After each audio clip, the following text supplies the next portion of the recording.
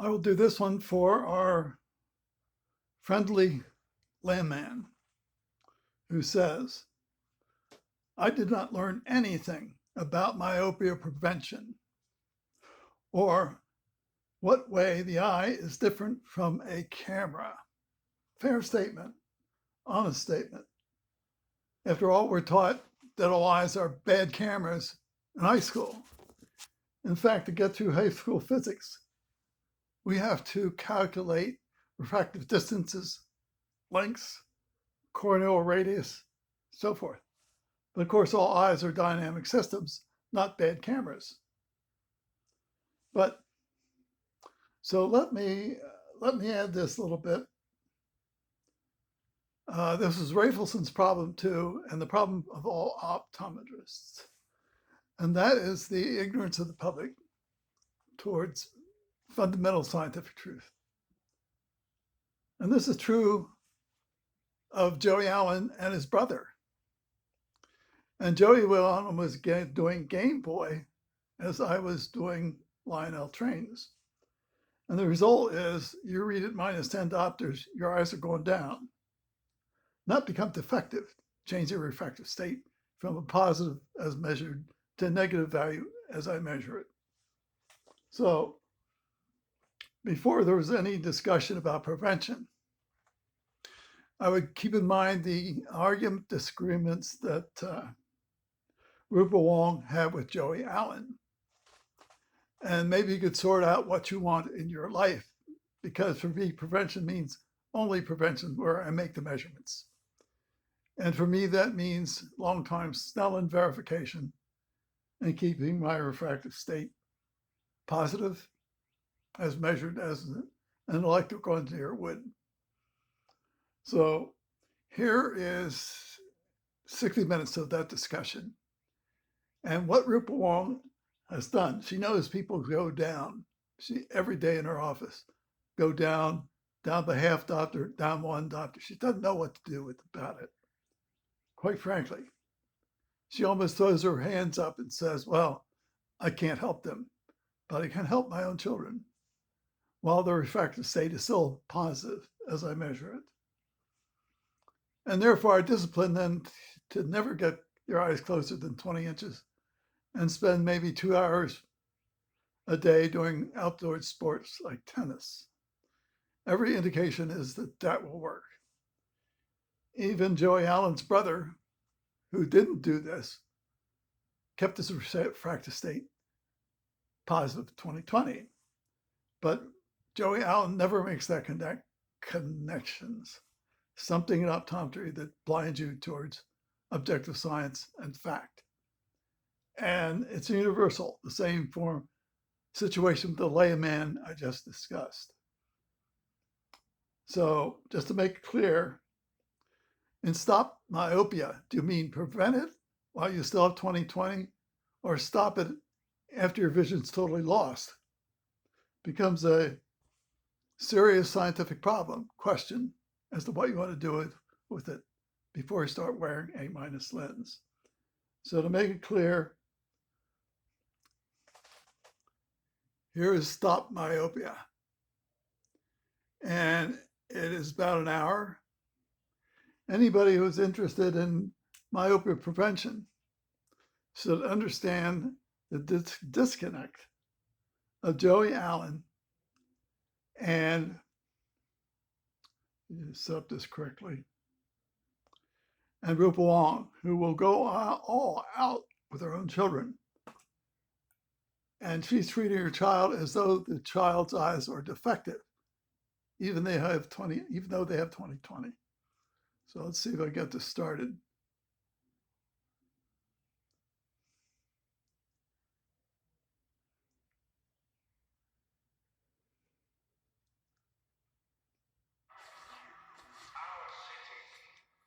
A little bit of advertisement.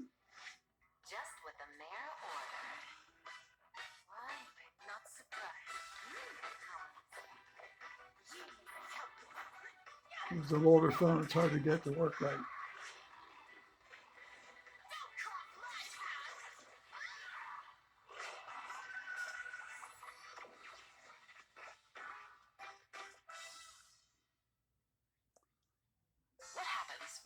patients move Now curing we get hepatitis another C from advertisement. their to-do list to their to-day list.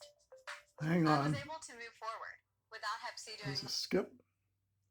Eye develops nearsightedness, you also get higher rates of blinding eye conditions. So in today's episode of the Dr. Eye Health Podcast, we bring on Dr. Rupa Wong. She is an ophthalmologist, a specialist in strabismus surgery, who happens to see a lot of kids in the eye clinic. And so today she helps us break down not only what is causing myopia and driving higher amounts of nearsightedness, but what can be done to stop it, including new technologies and new findings in the research. Now, before we dive into the conversation, I just want to ask that if you find value in healthcare content that's delivered by legit eye doctors and researchers, then consider subscribing or following us here on the Dr. Alf podcast, because not only is it free, but it's an easy way to show your support, and you can be notified when our next content comes out. Either way, though, thank you for being here, and let's dive into it. Well, Rupa, thank you so much for jumping on the podcast and being a guest with us. You live and practice in Hawaii, and you specialize in strabismus surgery for both pediatrics and adults, right? So can you kind of fill us in on like what type of cases you manage? Like really what is it about strab surgery that kind of pulled you into that specialty, and like what do you see typically in a given day in a week? So it's interesting because my clinic volume, my clinic patients tend to be really different than my surgical patients. And I think that's just because my office is located next to the adult hospital, and there's a pediatric hospital a couple miles down the road. They've already got 3 pediatric ophthalmologists, so I tend to see a lot of the adult strabismus surgical patients. But in my clinic, I'd say about 70% are pediatric patients. So it's a nice mix. And this field drew me in. Pediatrics is amazing. I love being able to intervene when the kids are so early and truly make a change to their lives. And then with ophthalmology, there's so many different types of subspecialties. There's cataract, there's cornea, there's retina, right? Uveitis, all the different things.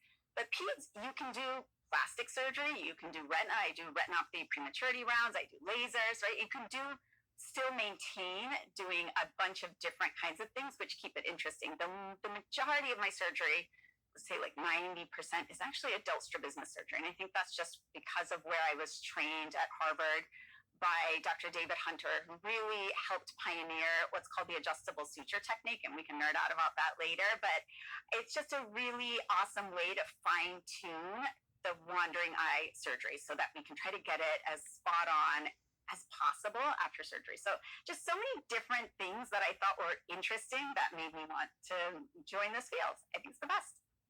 Well, I'm happy that you found it, because I know certainly I'm very happy that you are able to offer services to young children and help families, but also there for adults who are having double vision or their eye muscles are going awry for multiple reasons. Okay. I would urge a person, my immediate relatives, to understand that optometrists are there to find your error, which means that if you have 20/40, you'll probably get a -2 diopter lens, but you don't know what strength you will get. And if you want to avoid it, you cannot wear a -2 diopter when you're 20/40. The only defense you really have is to be an engineer and make your own refractive measurements, as I am doing it. Both Joey and Alan and I did the same thing. Game Boy, reading at 4 inches, -10 diopters. You let a kid do that, I'll virtually guarantee he will go down at 1 diopter per year. But no optometrist will tell you that. You have to find that out the hard way through the experimental data. We talk about recovery. I don't. I talk about prevention when I'm at 20/40. The difference is that I make all refractive measurements myself. Are there risks in me from doing this? I don't understand any. There are none. Certainly medical problems, yes, I can have them. But refractive state is what I measure myself.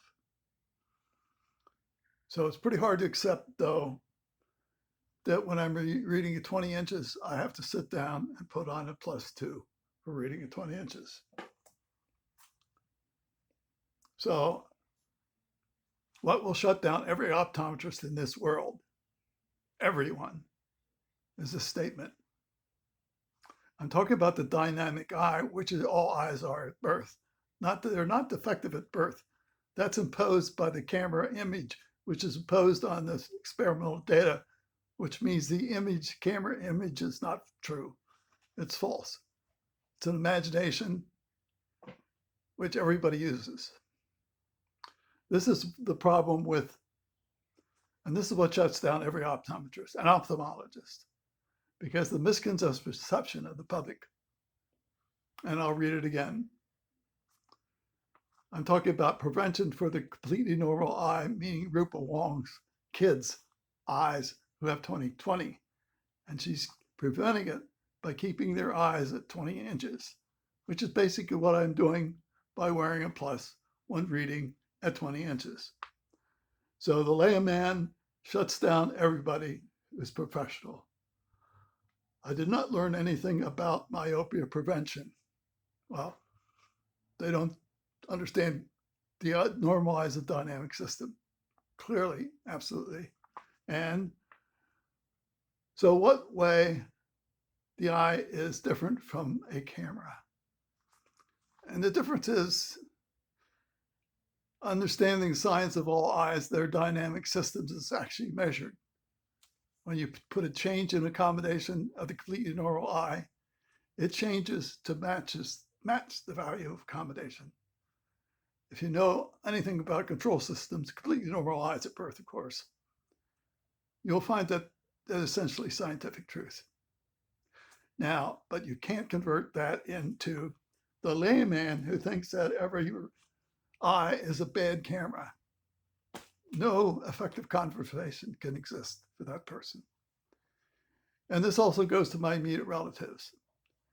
To distinguish between Joey Allen's habit and his brother, who was a sportsman outdoors, and of course his refractive state stayed positive if you take the time to measure. Then they both talk about the eye going down. Well, if you want to stop it, you stop it when you have 20/20. And that's exactly what Rupa Wong is doing with and for her children. And the way I stop it is by using plus lens when I'm reading at 20 inches. So I learned the hard way that even when I have 20/20, I still must wear the plus lens for lifetime prevention as such. So great sympathy for optometrists, but they're dealing with the layman. And absolutely nothing can be done. Nothing. You can't help them. That's why I'll talk with electrical engineers who design control systems, but no one else. And even so, it has to be a person who's electrical engineer going to get a degree in control systems, and it's perhaps 20/40. Even then, it's still a educated choice. I can't guarantee that it'll do what's necessary for prevention to go from 20/40 to 20/20. I'm obviously doing it, but I can't force anybody to do it who does not understand or want to do it. Add your own commentary, and I thank the layman for his commentary. It's apropos to what kills all prevention for everyone who enters an office in a state of layman ignorance. Thank you.